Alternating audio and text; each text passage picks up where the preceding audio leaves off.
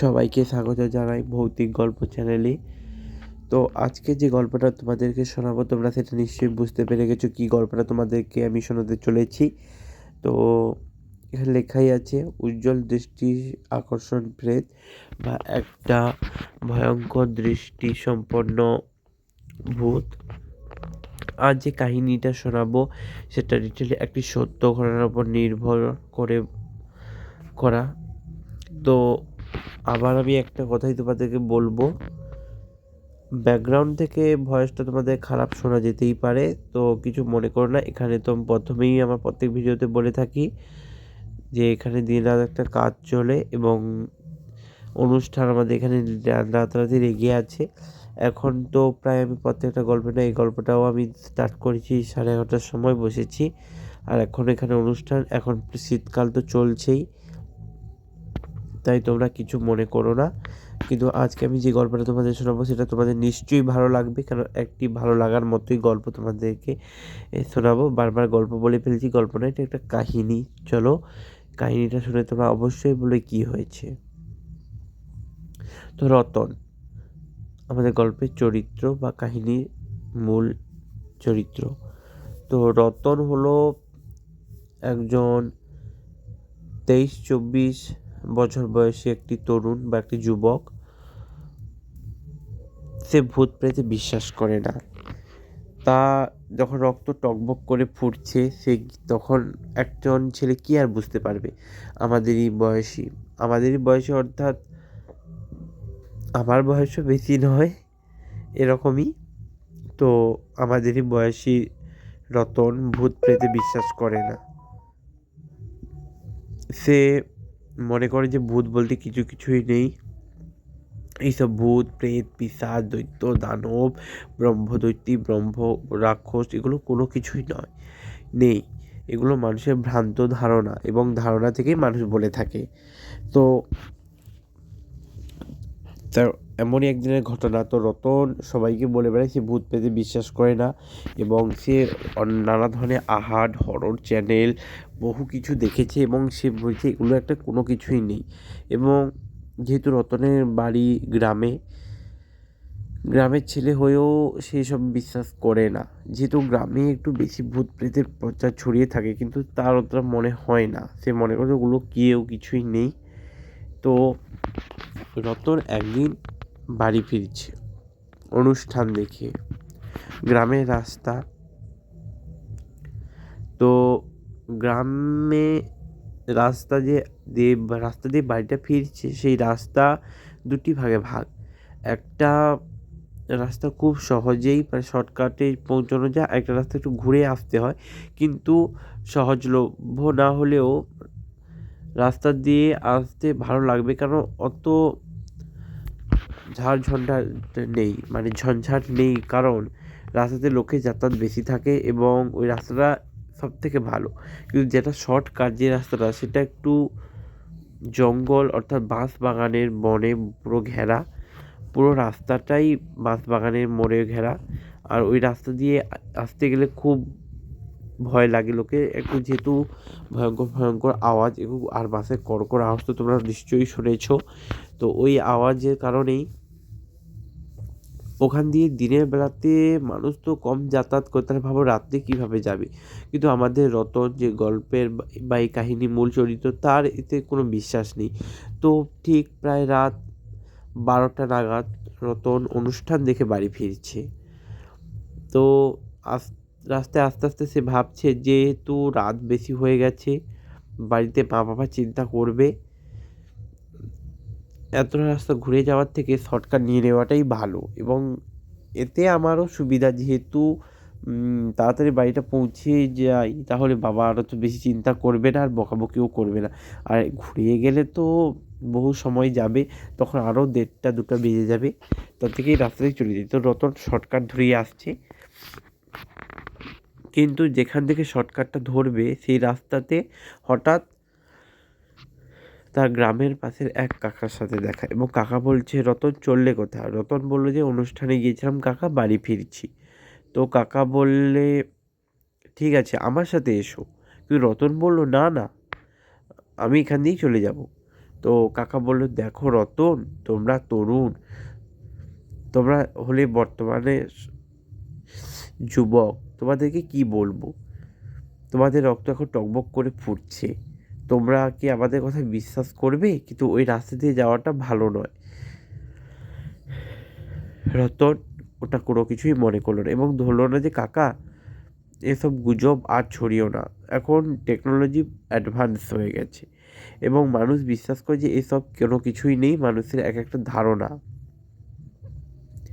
কাকার বলার পরও যখন রতন এসব কিছু শুনলো না, কাকা কিছু না বলে বললো, ভায়া যা করবে করো, আমাদের বয়স হচ্ছে, আমরা আর কি বলবো, আমরা শুধু তোমাদেরকে সাবধানই করতে পারি। এটা বলেই কাকা চলে যায় এবং রতন রাস্তা দিয়ে আসতে থাকে এবং ওই বাঁশবাগান দিয়ে আস্তে আস্তে ওই বাঁশবাগানের মধ্যে মানে মধ্যিখানে পড়ে একটা বিশাল বড় পুকুর বা ডোবা পানা পুকুর, যেটাই তোমরা ধরতে পারো। তো ওই পুকুরটার মাঝখানে দেখলো দুটো আলো, অর্থাৎ চোখে যেরকম আমরা দেখি সেরকম চোখে আর পার এপার আছে এবং দুটো আলো চলছে, পুকুরের মাঝখানে পড়েছে। প্রথমে ভাবলো যে চাঁদের আলোতে এরকম হয়তো দেখাচ্ছে, কিন্তু রতন ওটা যখন ঠিক করে দেখলো যে মানুষের মতো কোনো একটা জন্তু জীব বারবার বার করে লবলব করে নাড়ছে আর ওর দিকে দেখেই যাচ্ছে। তো রতন খুব সাহসী ছেলে, রতন একটা পাশে থাকা ছোট্ট একটা ঢিল নিয়ে জলে ছুঁড়ে মারলো এবং মারতেই সঙ্গে সঙ্গে দেখতে পেল যে জলটা যেরকম তোলা হয় চলকাতে চলকাতে দেখলো যে মিলিয়ে গেল। তখন রতন ভাবলো যে এটা নিশ্চয়ই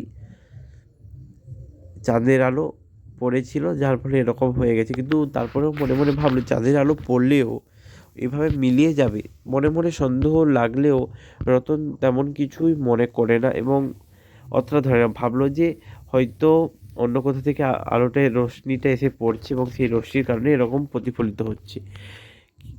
তারপর খানিকটা চলার পর দেখতে পেল যে কেউ বাঁশ বাগানের মাথায় বসে আছে, অথবা বাঁশের আগাতে বসে তার দিকে দেখেই যাচ্ছে এবং তার চোখটা ডিপ ডিপ ডিপ ডিপ করে জ্বলছে আর বন্ধ হচ্ছে।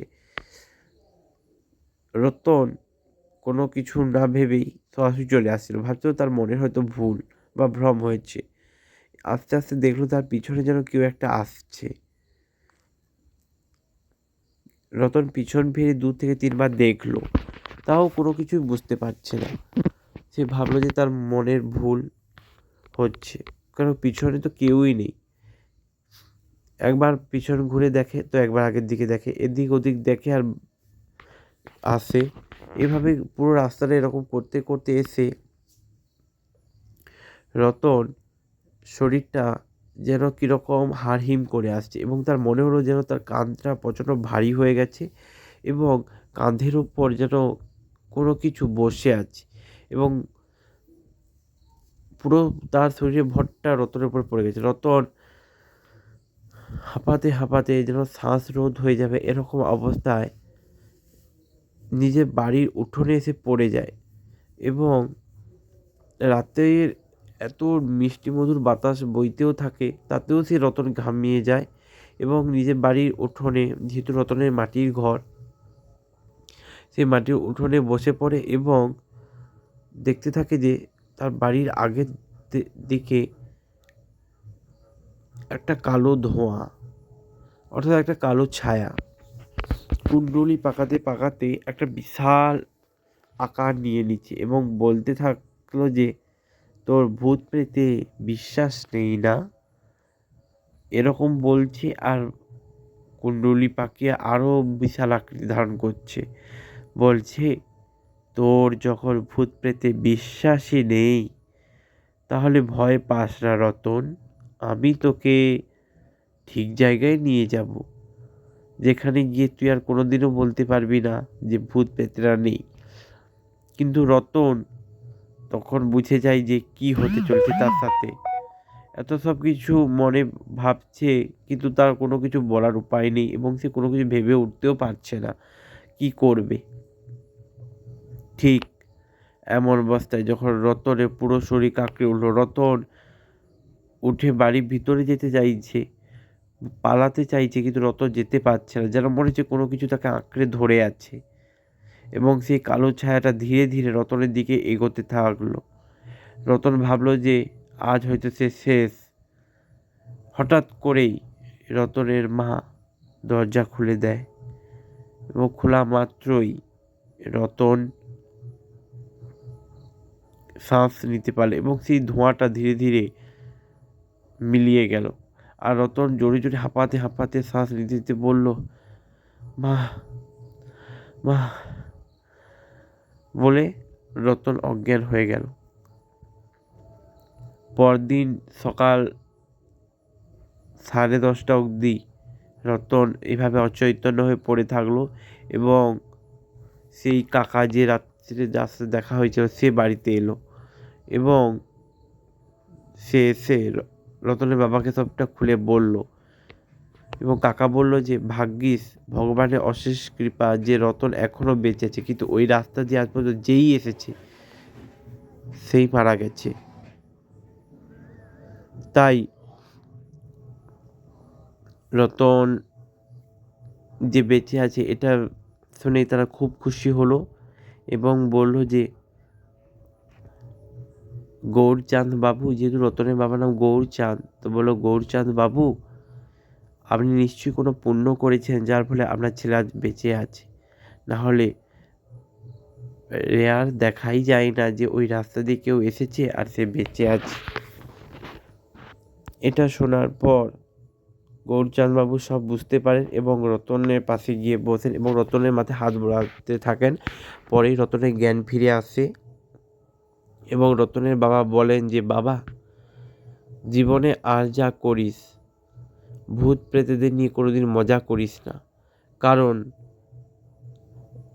যেমন ঠাকুর দেবতাও আছেন তেমন ভূত প্রেতও আছে, ব্রহ্মদৈত্যও আছে, রাক্ষস প্রেত সবই আছে।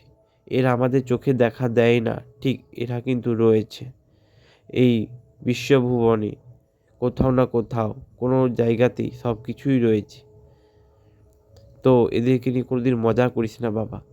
আজ তুই যে আমার রয়েছিস, আমাদেরকে দেখতে পাচ্ছিস বা আমরাই যে তোকে দেখতে পাচ্ছি, এটা স্বয়ং ভগবান ছাড়া আর কারোর কৃপা নয় এবং কোনোদিনও এরকম রিস্ক নিবি না।